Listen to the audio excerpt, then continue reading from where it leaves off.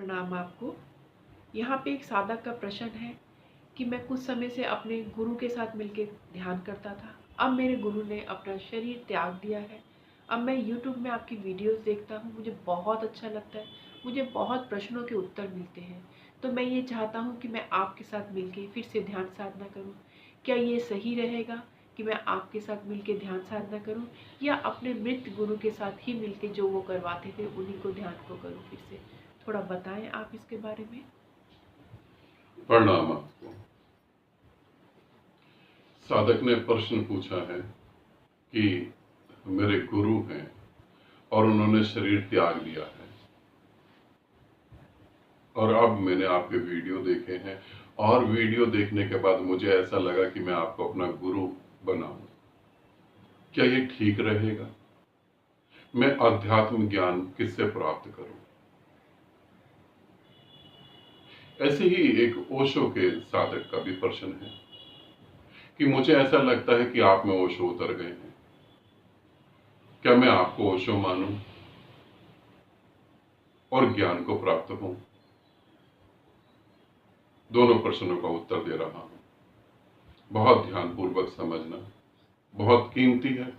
इसीलिए कह रहा हूं क्योंकि बहुत धारणाओं के कारण हम मोक्ष को उपलब्ध नहीं हो पाते। उससे पहले एक बात बता दूं, इसलिए नहीं, मैं बार बार बोल रहा हूं, इसलिए नहीं कि मेरे चैनल पे बहुत सारे सब्सक्राइबर हों, इसलिए नहीं कह रहा हूं।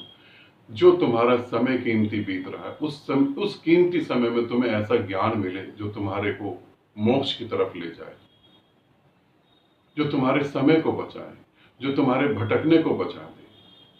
अगर इस चैनल पे आपको ऐसा लगता है तो इस चैनल को आप सब्सक्राइब जरूर कर लें। और अगर आपको लगता है कि आपको फायदा हुआ और आपके मित्र भटक रहे हैं तो उनको शेयर जरूर करें। अगर ऐसा आपको लगता है, नहीं लगता तो कोई जरूरी नहीं है, मगर लगता हो तो बिल्कुल जरूर करें, क्योंकि यहां पे जो मैं आपको बता रहा हूं वो बिल्कुल अलग है एकदम।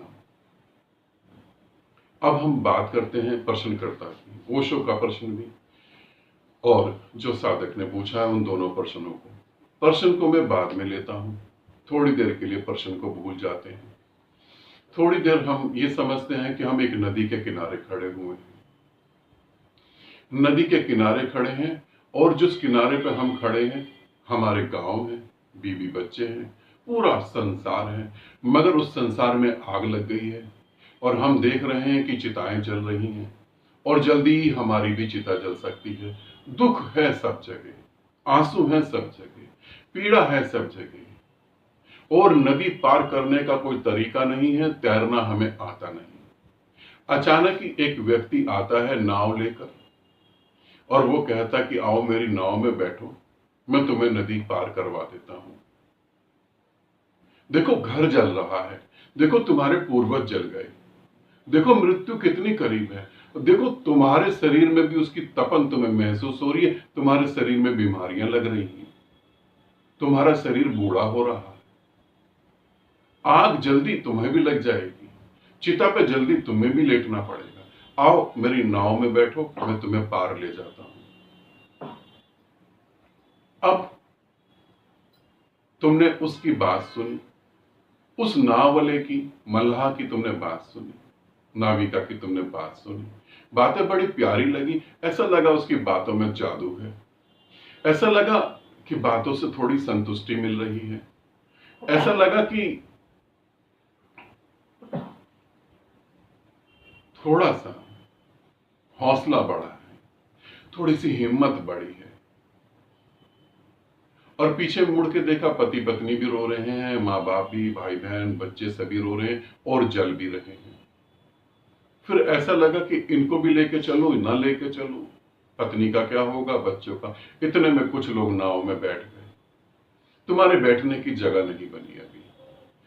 नाव मल्लाह लेके चला गया, तुम देखते रहे। मल्लाह नाव ले जाके उधर नदी पार करवाकर फिर वापस नाव ले आया। फिर भी तुम सोच ही रहे हो क्या करें। पत्नी जरूरी है, घर जरूरी है, परिवार जरूरी है, कैसे छोड़ दें इन सबको। नाव में फिर लोग बैठ गए। मल्लाह फिर नाव को लेकर आगे चला गया। अब मल्लाह ने नाव ही छोड़ दी। मल्लाह भी नदी पार करके अब आगे ही निकल गया। अब मल्लाह दोबारा नहीं आ रहा, नाव छोड़ दी। नाव लहरों के थपेड़े खाते हुए तुम्हारे पास आ गई। मल्लाह नहीं है, नाव को चलाने वाला उसमें कोई नहीं है।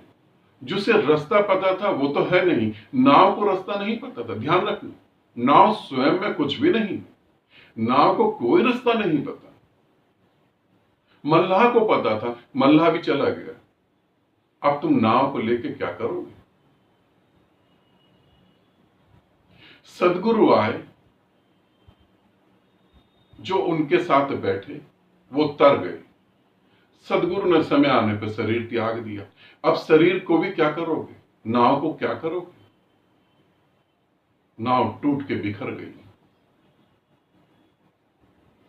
अब तुम क्या करोगे? नाव की फोटो लेके बैठे रहोगे?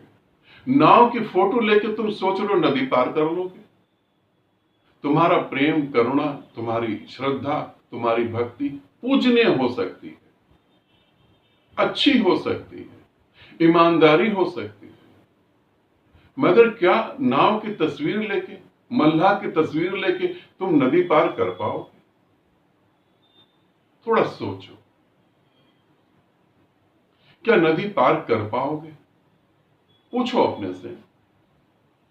इतने में ही एक और नाव आई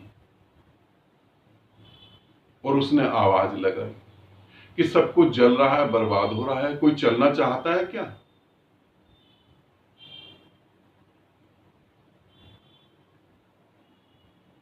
पहले तुम क्यों नहीं चढ़े थे? बीवी के मोह में, पति के मोह में, बच्चों के मोह में क्यों नहीं चढ़े थे? इनके मोह में। अब तुम्हारे पास एक और मोह आ गया, पुराने गुरु का मोह। अब तुम क्या करोगे? तुम्हें जीवित गुरु को अपनाना चाहिए या तुम्हें मृत गुरु को अपनाना चाहिए? मैं इस प्रश्न का उत्तर नहीं दे रहा, तुम स्वयं ही उत्तर ढूंढ लोगे। तुम्हें क्या करना चाहिए? उस गांव में जिसमें चिताएं जल रही हैं, जिसमें लोग रो रहे हैं, वहीं मर के जलोगे और वहीं पैदा होगे। तुम उस मल्लाह के साथ क्यों नहीं गए? मोह के कारण। और आज तुम कहां खड़े हो? मोह के कारण। चिता तुम्हारी सजा दी गई है, तुम्हें दिख नहीं रही होगी। शरीर में बीमारियां लग गई हैं, तो क्या तुम्हें दिख नहीं रहा?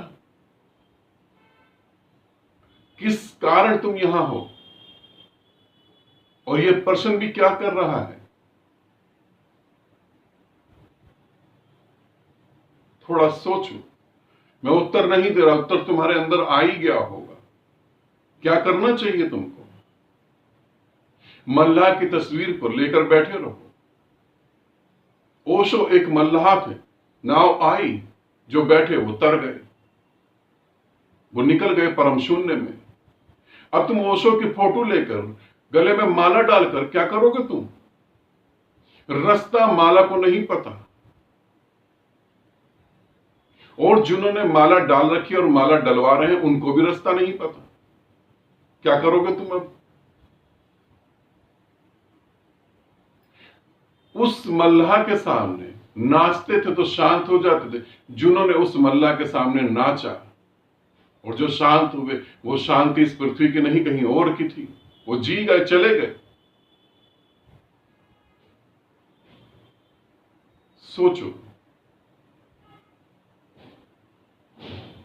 नाव बदल गई, मल्लाह ने कपड़े बदल दिए। मल्लाह का बात करने का तरीका बदल गया। तुम पुराने कपड़ों से चिपके हुए, तुम पुरानी नाव से, पुराने मल्लाह से, और इसी कारण तो बहुत सारे मल्लाह नकली पैदा हो गए। ओशो तो ना हो पाए, ओशो जैसा जो है गेटअप बना लिया। अब तुम क्या करोगे? तुम खुद ही सोचो क्या करना चाहिए। आनंदित रहो, सदा खुश रहो। बहुत बहुत प्रेम आप सभी को।